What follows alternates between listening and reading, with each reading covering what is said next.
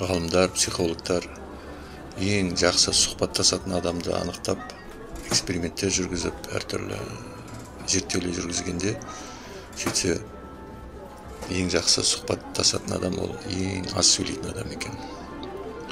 Былайша айтқанда, көп тыңдайды, аз сөйлейді. Жалпы адамдар кездесіп қалып әңгіме айтқанда барлығы өз туралы сөйлесуге тырысады, өз туралы әңгіме айтқанды жақсы көреді. Және сол туралы әңгіме болғанды жақсы көреді, соған тартады. Басым көпшілік жағдайда, басым көпшілік адамдар. Былайша айтқанда, ол біреудің әңгімесін тыңдауға мүдделі емес. Біреу мысалға бір нәрсе айтып жатса өз туралы, көбінде адамдар оны бөліп, өзінікін айтып кетуге тырысады, өзінің әңгімесін. Ол дегенің тыңдамайды деген нәрсе. Сені тыңдап атқан жоқ, сенің әңгімен керегі жоқ деген нәрсе. Сондықтан мәселе, егер сен бір табысқа жеткің келсе, қандай да болмасын, тыңдай білген жақсы, аз сөйлеп.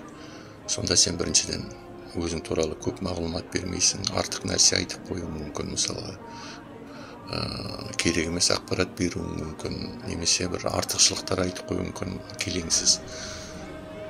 Ол бір, екінші сәт, сен көп тыңдағанда басқалардан көп мағлұмат аласың, көп ақпарат білесің, оның қандай екен білесің, сұхбаттасып отқан адамның. Және өзіңнің энергияңды сақтап, көп нәрсе есіңде қалады, сен тыңдап, ұйып отырғанда. Ең басты мәселе сонда. Сондықтан сен кісілермен сөйлескенде, әсіресе мынандай шаруамен сөйлескенде әсіресе, шаруасыз бостан бос әңгіме айтуға оған мүдделі болмауың керек.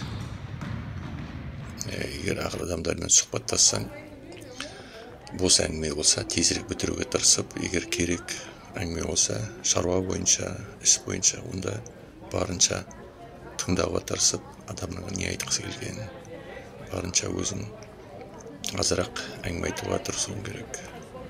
Сонда сен көп нәрсеге жетесің, көп жетістіктерге бейімді боласың. Былайша айтқанда, көп тыңдап, аз сөйле. Ол сенің табысың, ол сенің жетістігің.